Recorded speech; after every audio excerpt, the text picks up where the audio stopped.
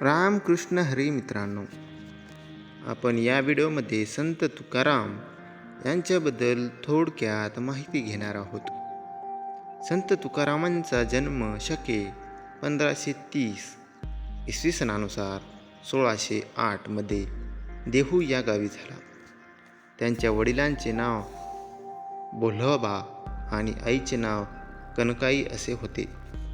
त्यांचे आडनाव मोरे असे होते. तुकारामांना पहिली बायको दमेकरी होती, म्हणून दुसरा विवाह जिजाशी करावा लागला. बालपणापासून घरामध्ये त्यांच्यावर विठ्ठल भक्तीचे संस्कार झाले होते. त्यांच्या घरी शेती-भाती होती. किराणा मालाचे दुकान होते, परंतु दुष्काळामुळे ते बंद पडले. ते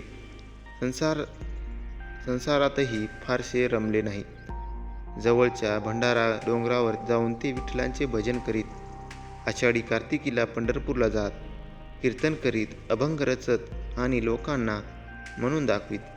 हजारो लोक त्यांच्या कीर्तनाला येत. तुकाराम त्यांना दया, क्षमा, शांती याची शिकवण देत. समतेचा उपदेश करत. जे का रंजले गांजले त्यासी मने जो आपुले, तोची साधू ओळखावा, देह तेथेची जाणावा. हा संदेश त्यांनी लोकांच्या मनावर बिंबविला. तुकारामांच्या अभंगाची संख्या सुमारे 5000 इतकी भरते. तुकारामाचे अभंग म्हणजे मराठी काव्याचे श्वासत भूषणच होय.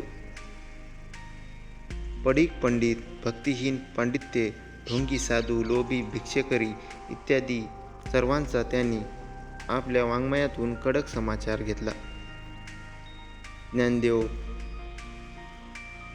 ज्ञानेश्वर, नामदेव, एकनाथ यांच्या शिकवणीचे सार त्यांनी सामान्य लोकांपर्यंत पोहोचविले व असे करीत असताना समाजातील दोषावर कठोर प्रहार केला. संत ज्ञानेश्वरांनी ज्या भागवत धर्माचा पाया घातला त्याचा जगमगता कळस म्हणजे संत तुकाराम होय. तुकारामबुवांची गाथा, अभंगवाणी इत्यादी त्यांचे ग्रंथ फेमस आहेत. शके 1571 इसवी सन 1649 मध्ये त्यांनी महानिर्वाण झाले.